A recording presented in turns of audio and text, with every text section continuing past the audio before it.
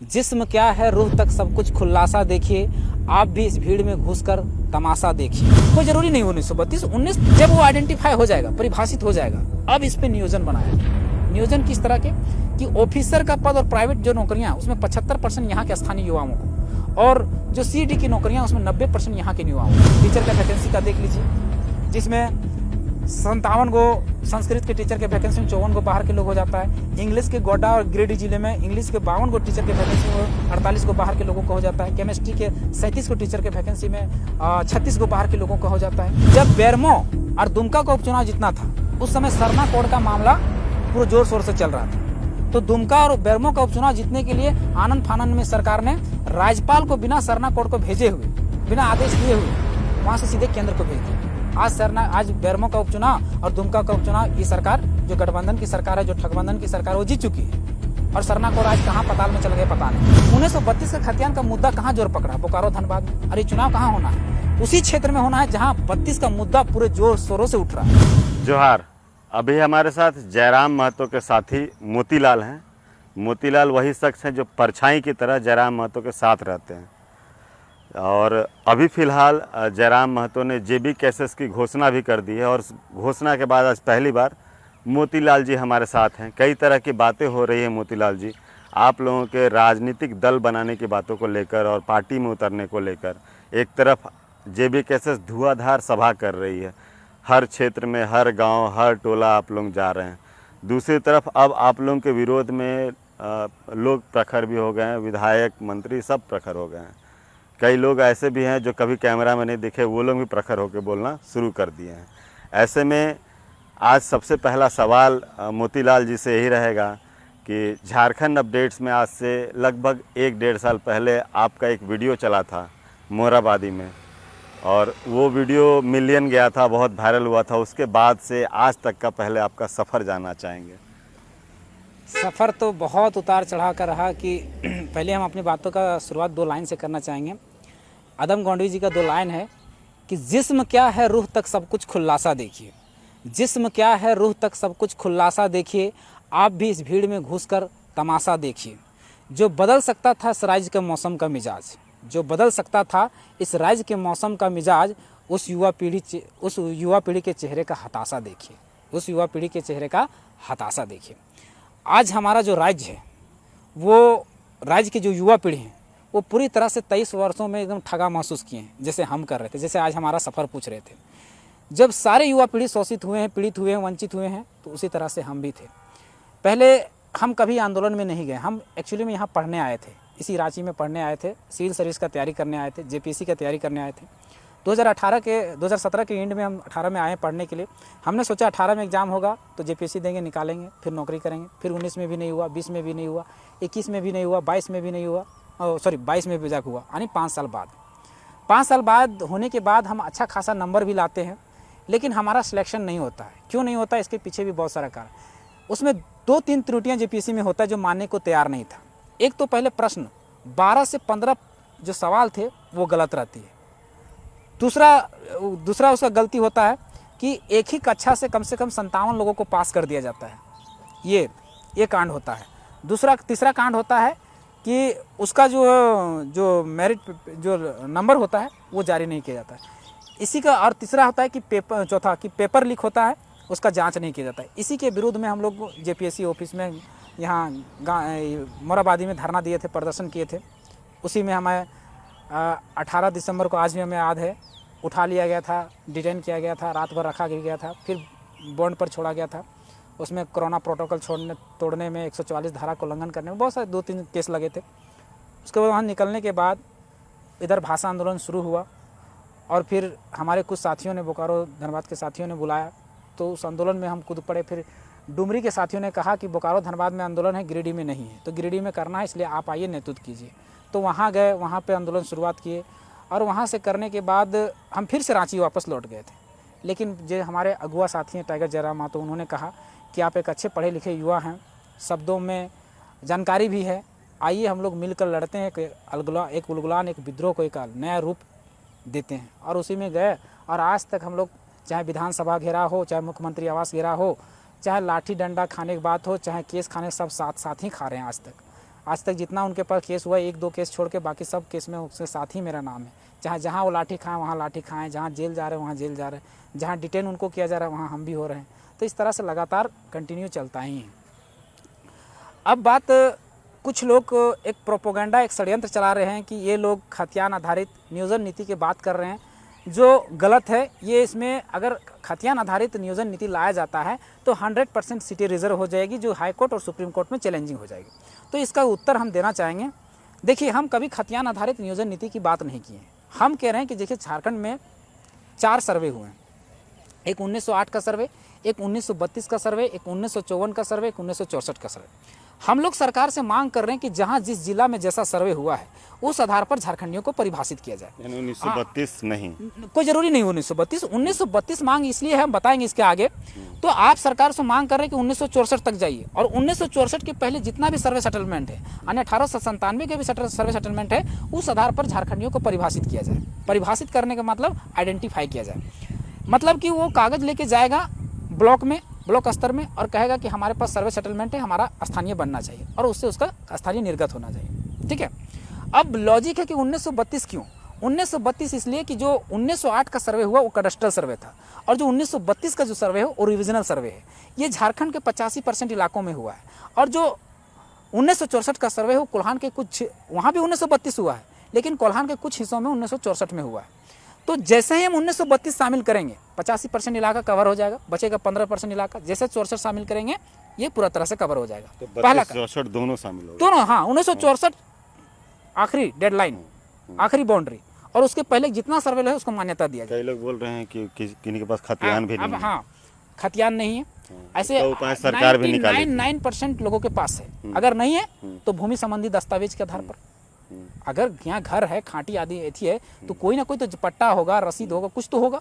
भूमि संबंधी दस्तावेज के आधार पर, भाषा और संस्कृति के आधार पर 4 कॉलम को तय किया जाए और उससे आइडेंटिफाई किया जाए, परिभाषित किया जाए कि झारखंडी कौन है। जब वो आइडेंटिफाई हो जाएगा, परिभाषित हो जाएगा, अब इस पर नियोजन बनाया जाए।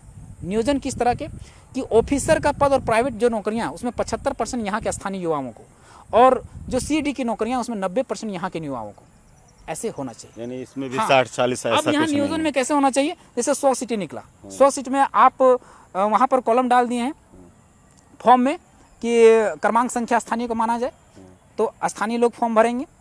अब 100 सीटें निकला है, 100 सीटें में हम 90 सीट दे दिए यहाँ के लोगों के लिए, बच गया 10 सीट। अब देख लेंगे कि बाहर के लोग कौन कौन फॉर्म भरे हैं, स्क्रूटनी का नियम डाला जाए और 90-10 तो उसको ले लिया जाए, 10 सीट सबका हो जाएगा क्लियर ऑफिसर्स को लिए। हाँ, उसके बाद उसके आधार पर फिर विस्थापन नीति बनाइए, उसके बाद फिर खनन नीति बनाइए, उसके आधार पर फिर उद्योग नीति बनाइए। ठीक है, सारा बात मामला तो स्पष्ट हो आपकी जाए। सही लग रही है, स्पष्ट भी लग रही है, लेकिन एक बात बताइए। अब 32 के और डीपली जाना पड़ेगा। 32 में ऐसा इसलिए है 32 क्योंकि देखिए, जब झारखंड का औद्योगिक क्रांति जब चला था 1954 से 61 के बीच में, तो सारी कंपनियां जो बड़ी बड़ी कंपनियां थी इसी के दरमियान में आई थी, यानी 1964 से 1961 के बीच में आई थी। तो ये सारे कंपनियों में कौन सा है? जैसे HEC है 1998 में 58 में आई, आपका सेल है 1964 में आई, CCL, BCCL, ECCL 1983-84 से दशक में आई। तो अगर हम 85 को रघुवर दास जो बनाया था, जो 85 के कटअप में प्रयास अच्छा किया था लेकिन गलत बनाया था। 85 तक तो सारे लोग घुस चुके थे, फिर हम उसको बना के क्या करेंगे? वी वीरोत्तम एक पुस्तक लिखते हैं, वी वीरोत्तम लिखते हैं अपने पुस्तकों में कि जब औद्योगिक क्रांति का दौर चला और जब कंपनियां जब झारखंड में बसना शुरू की, तो कम से कम 34 से 35 हज़ार लोग हर साल यहाँ नौकरी करने आए, जो यहाँ की भूमि के नहीं थे। कोई बिहार से आए, कोई गुजरात से आए, कोई UP से आए, यहाँ बंगाल से आए, उड़ीसा से आए, और यहाँ घुस गए और यहाँ के लोगों के रोजी हक अधिकार जो है मार लिए। तो 1985 तक तो सब घुस चुके थे, तो अब हम 1985 बना के क्या करेंगे? तो कैसे रुकेगा? 1964 के बाद सारा जो CCL में आए, जो BCCL में आए, जो महारत्न कंपनियां जिसमें ज़्यादा एम्प्लॉय आए, उनके बच्चों को वो ब्रैकेटिंग लग जाएगा, वो एक घोरना घोरा जाएगा, अन्य रुक जाएगा, 4 दीवारी रुक जाएगा। 32 कारण अब 32 जैसे ही लागू होगा ये लोग बाहर हो जाएंगे, क्योंकि खाटी नहीं है ना, हमारा सुरक्षित हो जाएगा। अब यहाँ नौकरी किसको लगेगा? जो यहाँ के खाटी, समझने वाला विषय। और अगर हम 85 को रहने देते हैं तो ये लोग तो घुस ही चुके थे, फिर क्या फायदा? ठीक है, एक चीज अब सुनिए, रघुवर दास का गलत हो गया। अब उन्होंने नियोजन नीति बनाया 11-13 जिला का, वो भी गलत। तो 11-13 जिला गलत है। क्यों गलत है? कि 13 जिला रिजर्व कर दिए, बहुत अच्छी बात है, लेकिन जो 11 जिला रह गए उसमें क्या हाल हुआ फिर बाहरी अतिक्रमण उसी तरह से बाढ़ आ गया। आप 2016 के टीचर के वैकेंसी का देख लीजिए, जिसमें 57 गो संस्कृत के टीचर के वैकेंसी में 54 गो बाहर के लोग हो जाता है। इंग्लिश के गोड्डा और गिरिडीह जिले में इंग्लिश के 52 गो टीचर के वैकेंसी में 48 गो बाहर के लोगों का हो जाता है। केमिस्ट्री के 37 गो टीचर के वैकेंसी में 36 गो बाहर के लोगों का हो जाता है। अभी वही 2016 का जो वैकेंसी था, 2022 में जब हाईकोर्ट सुप्रीम कोर्ट ने जब आदेश दिया कि इसको ज्वाइनिंग होना चाहिए, उसके आधार पर अभी बीपीएड में 26 सीट थे पूर्वी सिंहभूम में, 26 में 16 गो यूपी वालों को चला गया और 6 की 7 सीटें बिहार वालों के लोग ले लिए। तो कितना बचे? 3 या 4 सीट मात्र झारखंड के लोगों के लिए। मोतीलाल जी के कहने के अनुसार सबसे पहले स्थानीय नीति डिक्लेयर होगा, तभी उसके बाद फिर नियोजन तमाम होगा। नीति हाँ। पे काम होगा। हाँ। लेकिन एक बात समझाइए हमको, सीएम हेमंत सोरेन जो है नकार तो नहीं रहे हैं, हमेशा बोल रहे हैं 1932 पे हम कायम हैं, हम उस पर आगे काम करेंगे। और इस बार जो सत्र चल रहा है उसमें सुनने में आ रहा है विधेयक भी आ रहा है दोबारा से। तो इस पे अब राजनीति का कहाँ क्लू बचता है? देखिए, अगर सरकार की अगर मंशा साफ रहती तो आज 3.5 साल का कार्यकाल हो गया। पहले तो 2 साल ये सरकार लाई नहीं थी। हम लोग जब आंदोलन करते करते, जब हमारा अगर सरकार आंदोलन तो सरकार 2019 में बनी और आंदोलन कब स्टार्ट हुआ? 2021 के लास्ट में, यानी 2 साल बाद। तो अगर इसकी मंशा रहती साफ तो ये सबसे पहले इसका मैनिफेस्टो जब पढ़िएगा, सबसे पहले मैनिफेस्टो में यही कॉलम है कि हमारी सरकार बनते 1932 का खतियान आधारित स्थानीय नीति नियोजन नीति बनेगा, ऐसे था। तो सरकार ले आती, लेकिन नहीं लाई। जब हम लोग आंदोलन करते करते सरकार प्रेशर में आई, तब ये आनंद फानन में 32 ले आई, जो हाईकोर्ट से नहीं राज्यपाल से वापस हो वापस हो गया। अब जब राज्यपाल से वापस हो गया था तो आपको फिर से संशोधन करके तुरंत लाना चाहिए था। लेकिन आज देख लीजिए, उसको वहाँ से रिजेक्ट हुए 1 साल हो गए लगभग 1 साल। अब वहाँ से अभी तक नहीं भेजा है। फिर हम लोग आंदोलन कर रहे हैं और जब उपचुनाव आ गया डुमरी में, तब इसको लाया जा रहा है। कहीं हम प्रोपोगंडा षड्यंत्र तो है, कैसे आप इसका भी उल्लेख हम बता रहे हैं कैसे षड्यंत्र और प्रोपोगंडा है। जब बेरमो और दुमका का उपचुनाव जितना था, उस समय सरना कोड का मामला पूरे जोर शोर से चल रहा था। तो दुमका और बेरमो का उपचुनाव जीतने के लिए आनंद फानन में सरकार ने राज्यपाल को बिना सरना कोड को भेजे हुए, बिना आदेश लिए हुए, वहाँ से सीधे केंद्र को भेज दिया। आज बेरमो का उपचुनाव और दुमका का उपचुनाव, ये सरकार जो गठबंधन की सरकार है, जो ठगबंधन की सरकार, वो जीत चुकी है। और सरना कोड आज कहाँ पताल में चल गए पता नहीं। उसी तरह से 1932 का खतियान और ओबीसी जो बिल है, 1932 का खतियान का मुद्दा कहाँ जोर पकड़ा? बोकारो धनबाद में। अरे चुनाव कहाँ होना है? उसी क्षेत्र में होना है जहाँ 32 का मुद्दा पूरे जोर शोरों से उठ रहा है, उसी क्षेत्र में। तो ये 32 का मुद्दा अगर लाता है, अगर सीधे विधानसभा में लाया जाता है, तो उसको डायरेक्ट बेनिफिट होगा कि चुनाव जीत सकता है।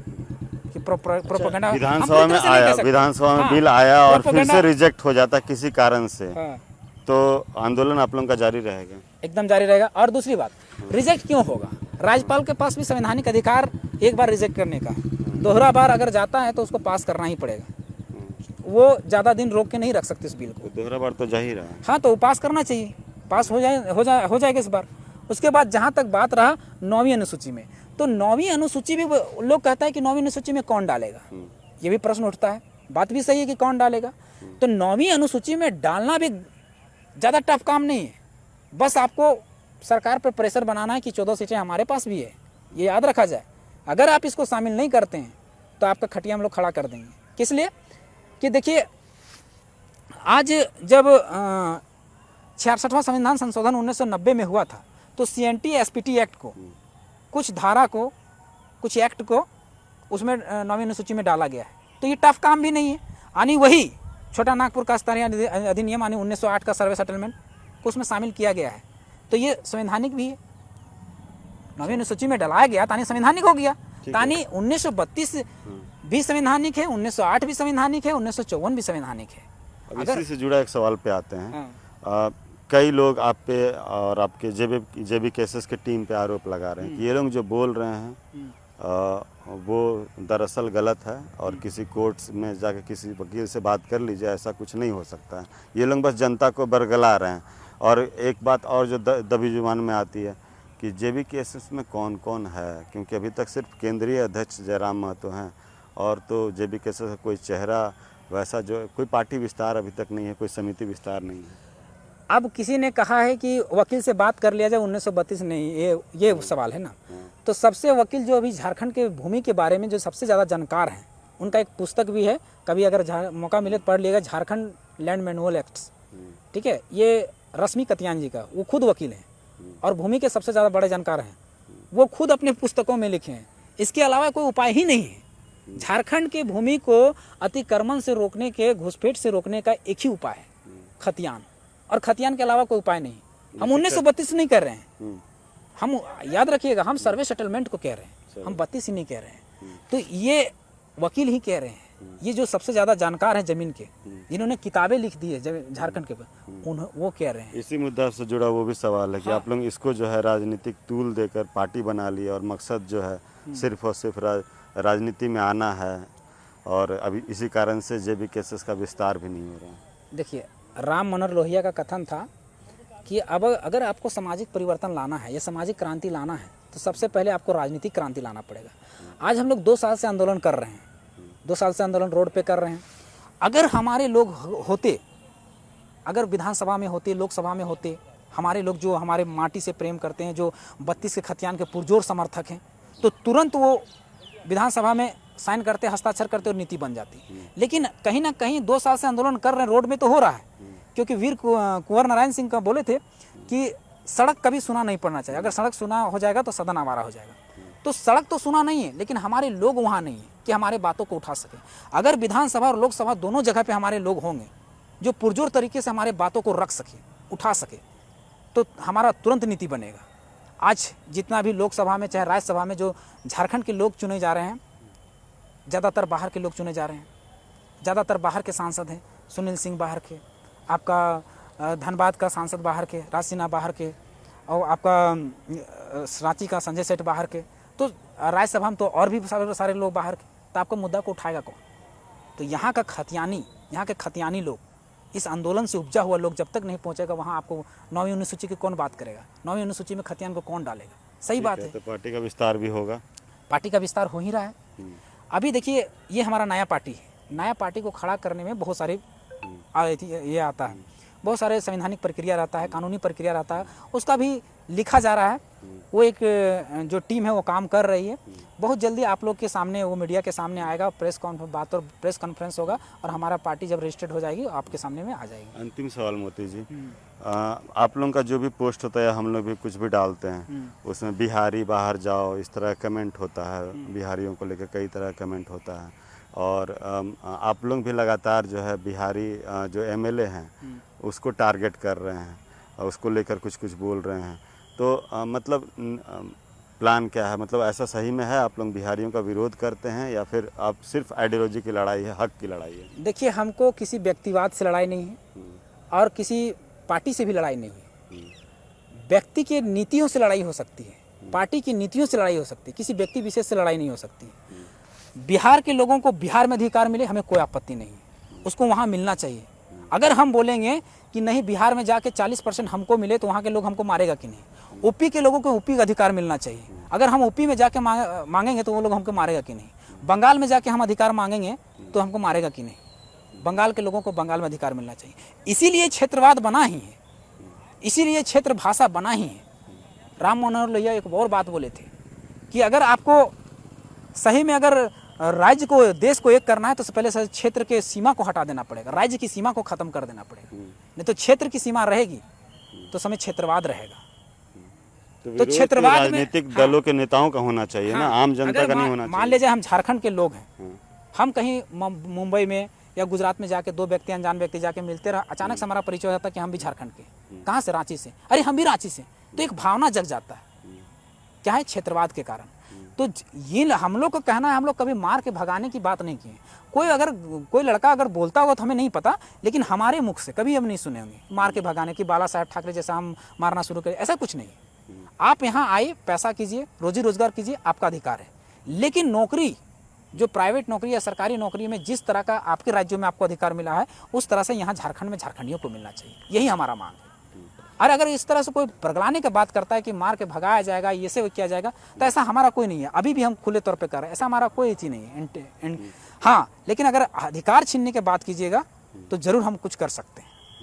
पहले हम संवैधानिक तरीके से करेंगे, और नहीं तो अगर उसके अलावा अगर अलग रूप धारण करना पड़ेगा तो वो भी करने के लिए। अंतिम कुछ लाइनों के साथ हम अंत करेंगे। टारगेट वाला सवाल रह गया जो आप विधायक आपके तरफ से जो स्थानीय विधायकों को टारगेट किया जा रहा है। इसमें आज एक वीडियो भी आया कि आप लोग जो है कभी ढुल्लू महतो को टारगेट नहीं कर रहे हैं, कभी आप लोग लंबोदर महतो को टारगेट नहीं कर रहे, उसी रीजन में बाकी लोगों को टारगेट कर रहे हैं। अच्छा एक बात बताइए, आप कहते हैं नहीं, हजारीबाग में जब सभा हुआ तो वहाँ आंसू का सभा भी था, आपको सब पता होगा, तो वहाँ टारगेट हुआ था कि नहीं? अच्छा ठीक है, आप स्थानीय की बात करते हैं। डुमरी में जो सभा हुआ, आप भी गए थे रिपोर्टिंग करने, वहाँ मुख्यमंत्री जी का सभा था और वहाँ का स्थानीय विधायक का था, बनने वाली है चाहे भावी है, जो भी है स्थानीय ही था, तो कैसे हम लोग नहीं किए? जो गलत हम अभी भी हम लोग कह रहे हैं कि हम लोग किसी व्यक्ति विशेष से लड़ाई नहीं है, हमें व्यक्ति की नीतियों से लड़ाई हो सकती है, पार्टी की नीतियों से लड़ाई हो सकती है। पार्टी से क्यों लड़ाई होगी?